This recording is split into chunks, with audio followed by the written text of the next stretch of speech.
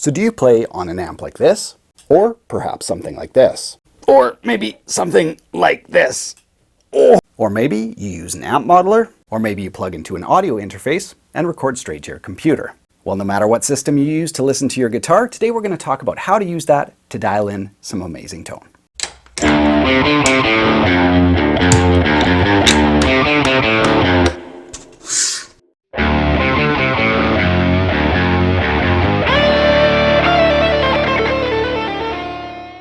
Now, when talking about tone, it's a common expression amongst guitar players that tone is in the hands, or perhaps tone is in the fingers. It's a simple way of conveying the message that the gear isn't so much important, the player is important. The player brings the musicality, the emotion, the articulation, the dynamics. The player is important. You hand, a great player a cheap guitar or a cheap amp, they'll be able to play something, interesting. They'll sound like $1 million.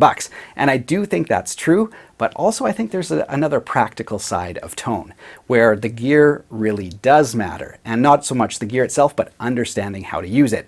And if you can dial in a gear that you really like or that inspires you, you're going to play more often and sound better. So today I'm going to give you guys one easy tip to help you guys shape your tone. So here it is. Here's my recommendation to help you guys find your perfect tone. We're going to learn how to use one knob on your amp. Now the knob that I'm referring to is the mid control. Of course, the guitar is a mid-range instrument, so the mid control on your amp is super powerful. And I've taught so many students over the years that didn't really understand how to, EQ their amp to find decent tones. So, I'd suggest bring your amp in for a lesson and we'll actually look at your gear. And so many students went home, happy and relieved that they could understand how to dial in what they wanted to sound like, especially if they're into a certain genre. So I'm going to show you guys how powerful that control is.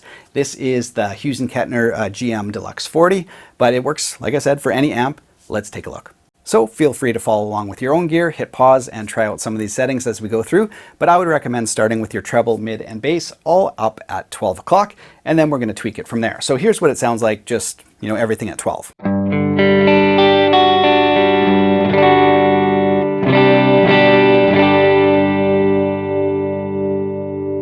All right, so here's how I would set up my first, perfect tone for me.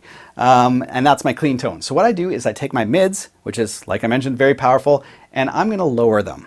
Now, to compensate for the loss of volume, because like I said, the guitar is a mid-range instrument. If you take mids out, you're gonna lose perceived volume. So to do that, I'm gonna take my treble, bump it up just a hair, and my master volume. So this is a tone that I, use.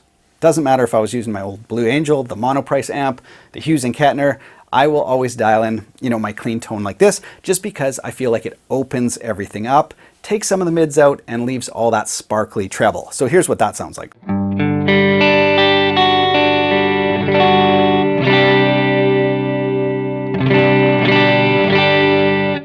And then if we go back and we put our mids back in, I'm going to take the volume back down. Here's what that sounds like.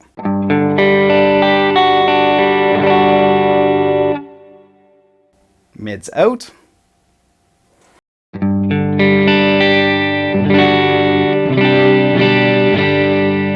So I don't know if you guys will be able to hear if you're not listening on monitors or good headphones, but it's a much more spacious sound. So when you boost the mids on a clean tone, it kind of sucks everything in. And when you take the mids out, it opens up all that high end, just to sound bigger. And I find, especially if you test a tone like this out with a backing track or with friends, it really helps cut through the mix. If you suddenly have an acoustic guitar player or a keyboard player or something, another instrument that's, right in the mid-range, gets crowded really, really quick. So that's why I find taking some mids out, compensating by boosting some treble and your master volume, and you get a nice open.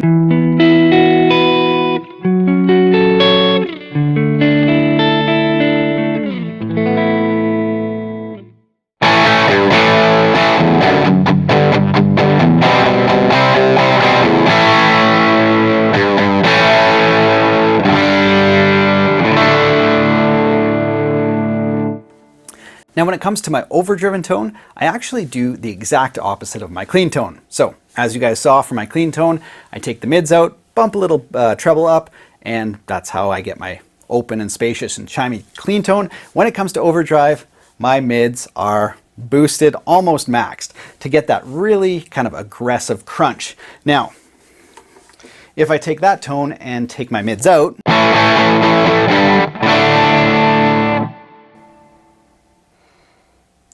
boost the treble a bit and the volume to compensate,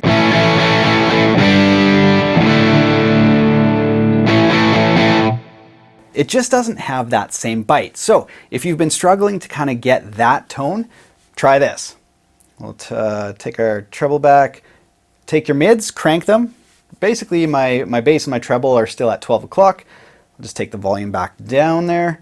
And when you have your mids just like slammed up there on your bridge pickup with some overdrive, it just gives you that really energized crunch.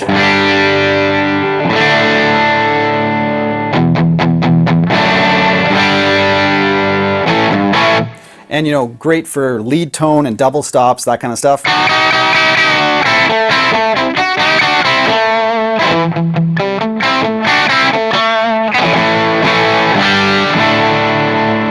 And then if I'm playing and I want to, you know, change the tone a little bit, you can always grab your tone knob and just dial it back if you want to mellow it out.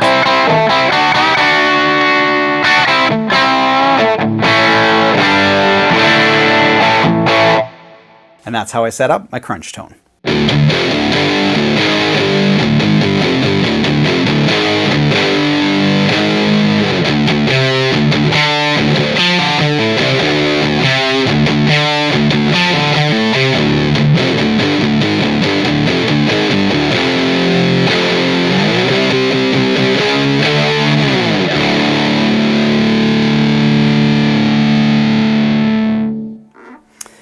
All right, now it comes to my high gain tone, I'm kind of back to my clean tone setting.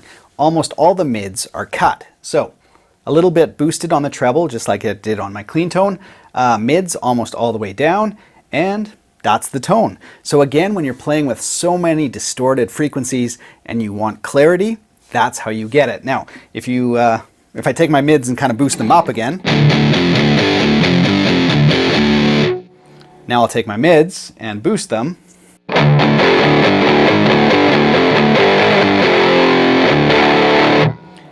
And suddenly it kind of sounds more like that classic rock overdriven tone instead of, you know, a nice, you know, crunchy and treble rich, you know, metal tone.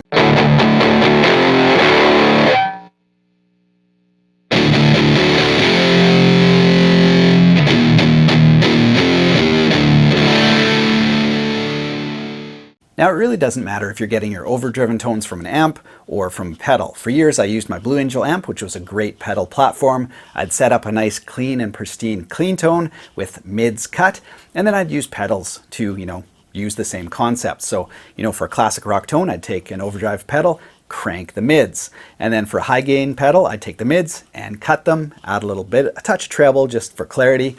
And that's how I got the same tone. So it doesn't matter if you're using, you know, a physical amp or pedals and a clean amp, same things apply.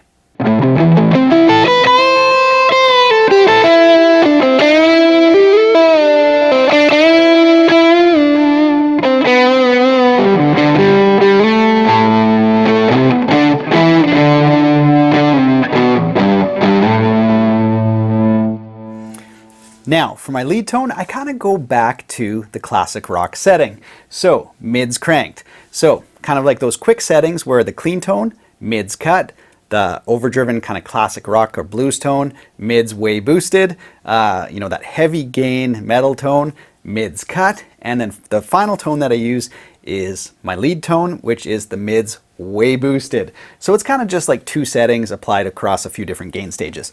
But for this setting, I also use delay, which is, you know, an essential part of my lead tone.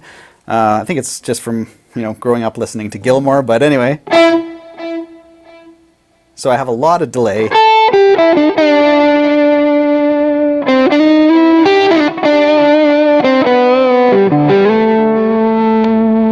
And I want it so that I can like kind of take my volume back and clean it up like you're listening to right there.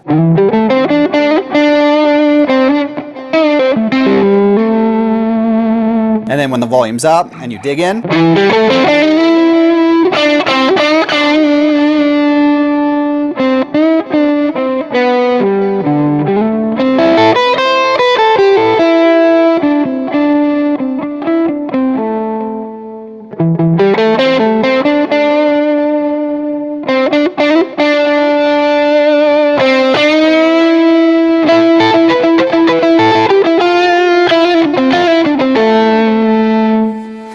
if I were to take that lead tone and take the mids out, boost the volume, and compensate with a little bit of extra treble, it would sound like this.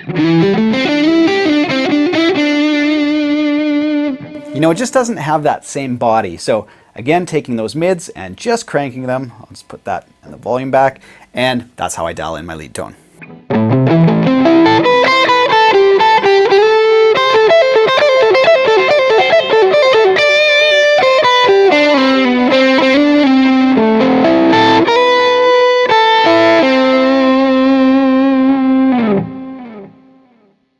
So I really hope that helped you guys find some new tones on your amps or pedals and really fine tune maybe some of the settings where you're like, oh, I got close, but there was something that was just kind of missing out of my tone. Experiment with that mid control, and I think you'll be happy with the results. Thanks so much for watching, you guys. Hope you enjoyed this video. You can always check out the t-shirt store and the tab store in the video description on your way out. Other than that, have an awesome week, you guys. Take care.